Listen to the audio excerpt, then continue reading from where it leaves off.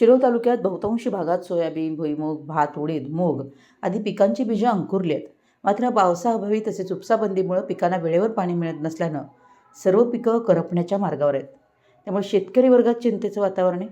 शिरोळ तालुक्यात जूनच्या पहिल्या आठवड्यात झालेल्या एका पाऊस दिवसाच्या दमदार पावसामुळे शेतशिवारात पेरणीयोग्य ओल निर्माण झाली.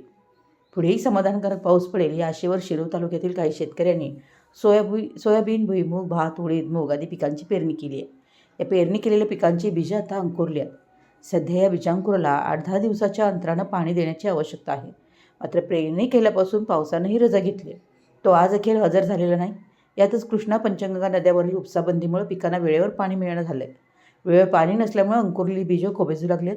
तसेच पाण्याचं आवर्तन लांबल्यानं ऊस पिकं पिवळी पडू लागलेत. टोमॅटो, मिरची, भाजीपाला आदी पिकं पाण्याअभावी करपू लागली आहेत. पाऊस नाही, पाणी नाही, वाढत्या तापमानामुळे पिकांना नियमित पाण्याची गरज असताना उपसाबंदीचा फटका सोयाबीन, भुईमूग, भात, भाजीपाला पिकांना बसतोय. दरम्यान शिरोळ तालुक्यातील सर्वच पिकांना पाऊस झाला तरच संजीवनी मिळू शकते. यासाठी शेतकरी वर्ग चातकासारखी पावसाची वाट पाहत आहे. मराठी एस न्यूजसाठी गौरवाडहून अनिल जासूद.